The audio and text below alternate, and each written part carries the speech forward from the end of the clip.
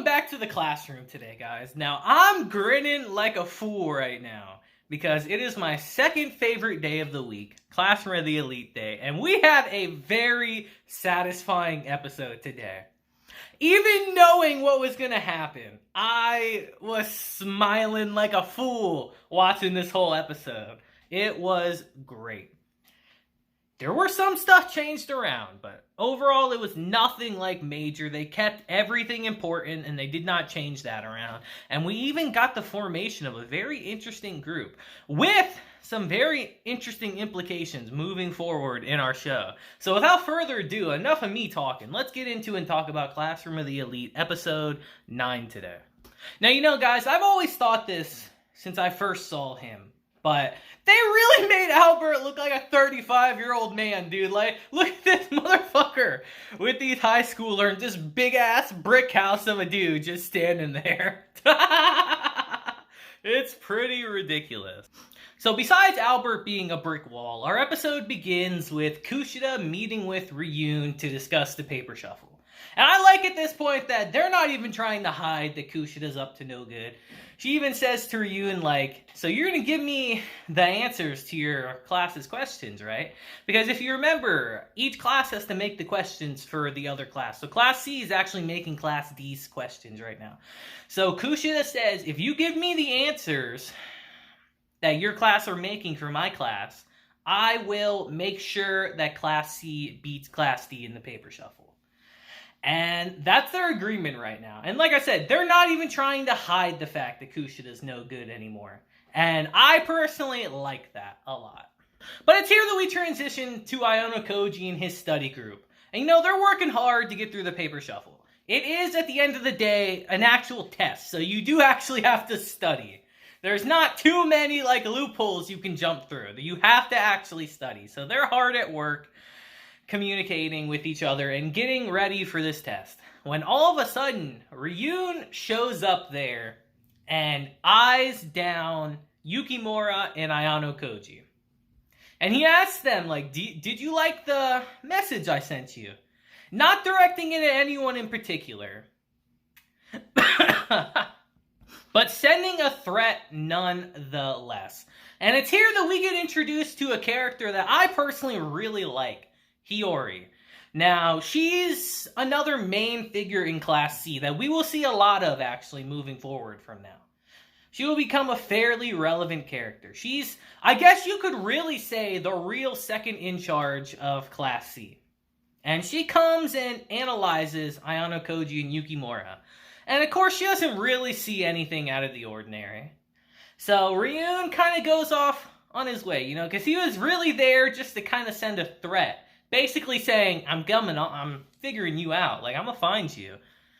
He hasn't pieced together exactly who it is, but as we can tell, he's getting closer and closer every single time.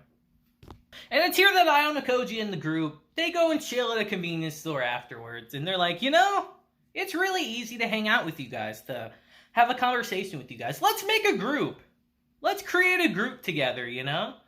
Since they're all a bunch of loners by themselves, it only makes sense for them to form a group together. So as they're talking about that, Ayanokoji kind of eyes someone in the background watching them. Someone who's been watching them for the past couple episodes, actually. But before we get into that, they decide that they should become a group of friends. And to do so, they all share their first names with each other. Haruka, Akito, Kiyotaka, which is Ayanokoji, and Kisei, actually, because Yukimura doesn't like his first name. He doesn't like his actual first name, so they decided to call him Kisei instead. So in videos moving forward, I will be addressing them as such, just letting you guys know. And they decide to form a group together.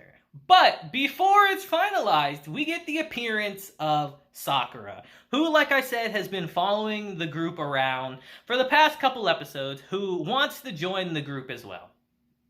And no one has a problem with it, of course, except for Haruka, who says, you know, to join this group, you gotta use everyone's first names. So Sakura overcomes her shyness, and she becomes a part of the group as well. And they even call her by her first name, Eri. Or Irie. I've always juggled how to pronounce it. I think it's Irie or Eerie. Not Eerie from My Hero, but like Irie. We'll call her Irie from here.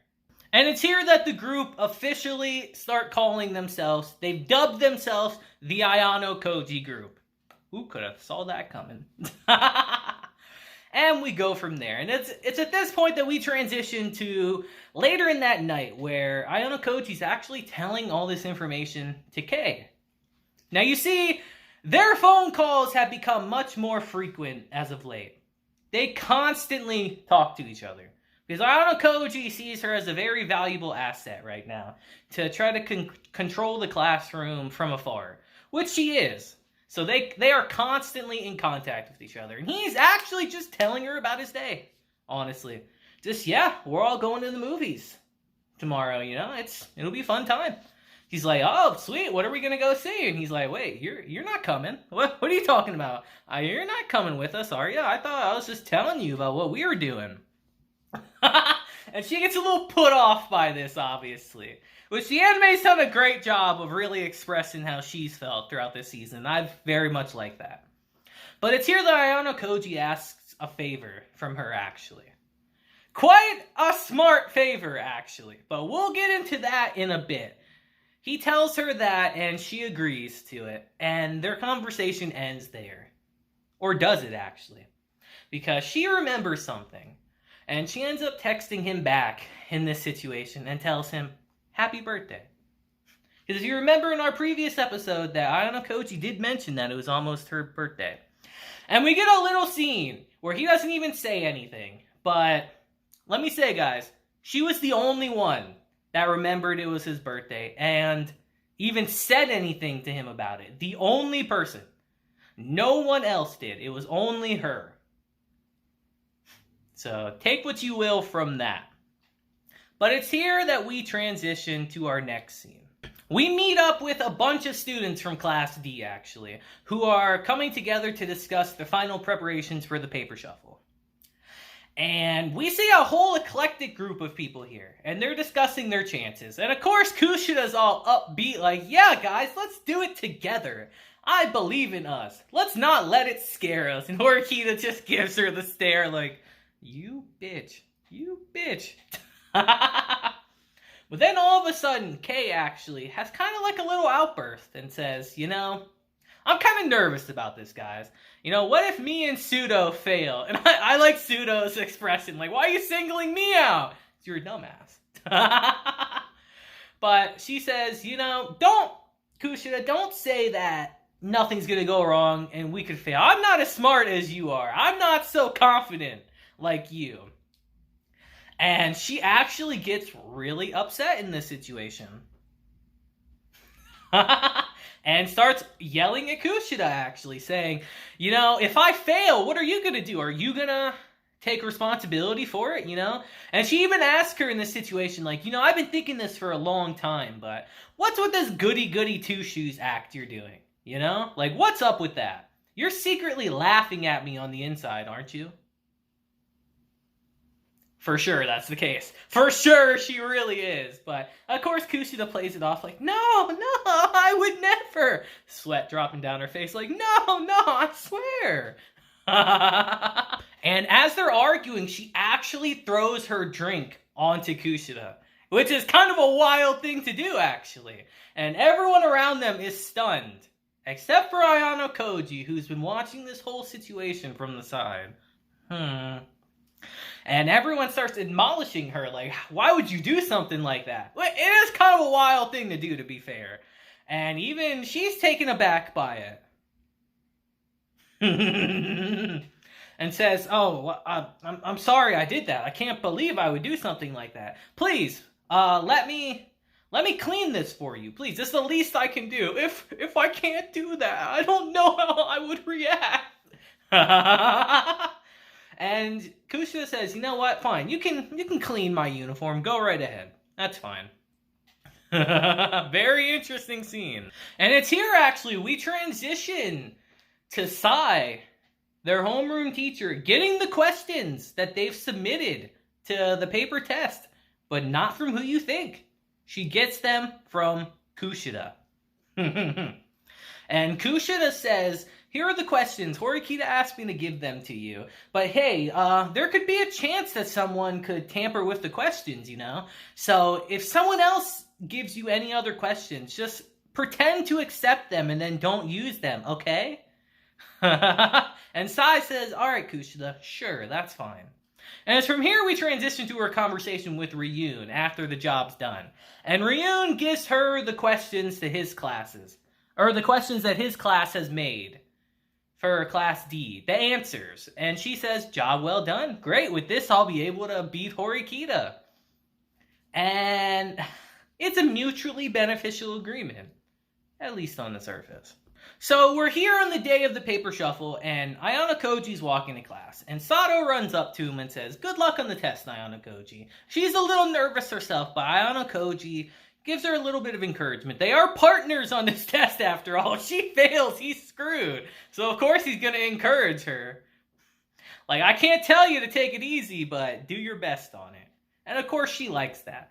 But they get interrupted by Kei, actually, who kind of butts into the conversation and carries Sato away. And we get Hirata approaching after that, saying how, you know, she's more jealous than you would think she is. Because as she's leaving, she gives Ayanokoji a kind of look over the shoulder, you know? A very interesting look over the shoulder. And Hirata says, you know, as her fake boyfriend, I've noticed this recently, that she's been paying a lot more attention to you lately.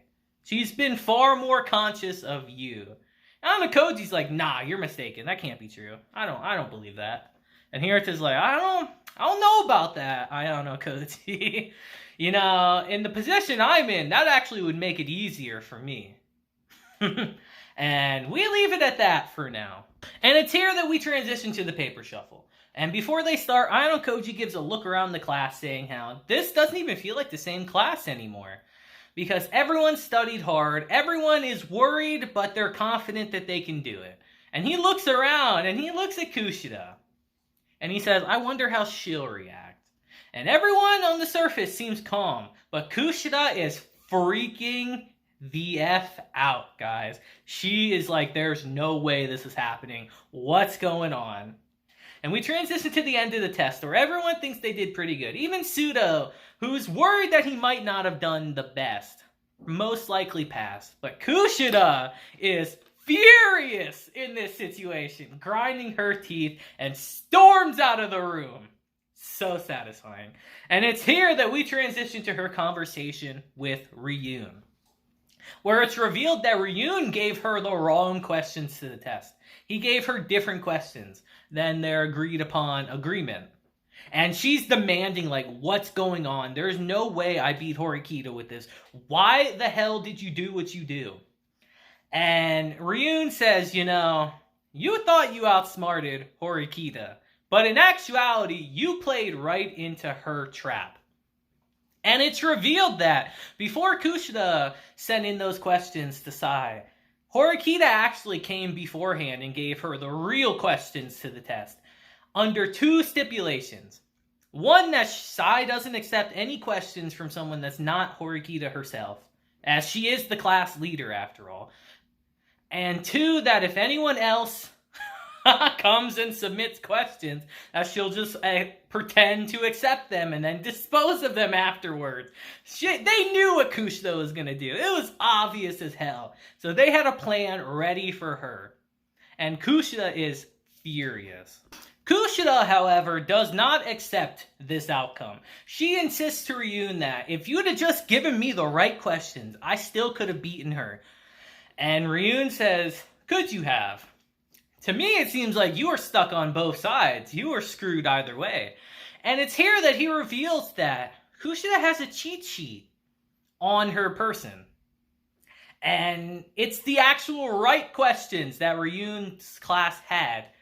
She had it on her and she didn't know. And she's like, how the hell did this get on me? And it's here that we see Ayanokoji's plan in all of this. You see, Kei didn't do what she did for no reason, obviously. It's pretty, like I said, it's pretty obvious what's going on. Ayanokoji's plan the whole time was to get her to have an outburst like that throw this stuff on her clothes. So she had an excuse to take her clothes and plant that stuff on them. So Kushida was screwed either way. Because if they found out that you were cheating on the exam, like say having a cheat sheet on you, for instance, you're expelled. You're done. You're out of there right away. No excuses. You're done. Kushida was screwed in every single direction. And she starts screaming at Ryun like, you betrayed me! You sold me out! Which, yeah, he did. And he just looks over his shoulder and says, I don't know what you're talking about. Our relationship was always a mutual beneficial one. I could cut you out to dry whenever. And Kushida is furious. I just love saying that. I do. And it's here that she meets up with Horikita, who won their bet pretty obviously because she got a higher score. And it's here she asks her, like, so you're not going to mess with me, right? You're not going to get in my way. And Kushida reluctantly says, yes, I keep my promises. I won't get in your way. And Horikita says, from this point on, I'm going to build a relationship with you built on mutual trust. With Kushida saying, I hate you more and more every single time we talk. That mutual relationship ain't gonna happen. Guys, let's just keep it a buck.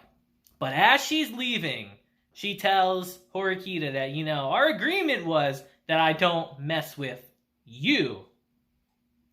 And she leaves her with that. And Horikita realizes what that means, that she doesn't have to mess with Horikita anymore. She can move on to her next target, aka Ayanokoji. And it's here that we move on to the final scene of our episode, which just showcases how much of an evil mastermind Ayanokoji really is, guys. Truly manipulating everything behind the scenes. The reason Ryun betrayed Kushida isn't because he just felt like it. It's because Ayanokoji, under the guise of the mastermind, he didn't reveal himself. It was just the same account that Ryun messaged before. Told Ryun that, I want you to give us the answers to Class C's questions that they're making, or I want you to greatly affect Kushida's questions that you give her. To greatly change them. Give her the wrong answers, basically. And he was able to get Ryun to do this because he gave Ryun heads up to Horikita's plan to do this to Kushida. So in actuality, it doesn't hurt Class C as much, even though Class D did beat Class C. And because of this, actually no, I won't say that. We'll save that till next week.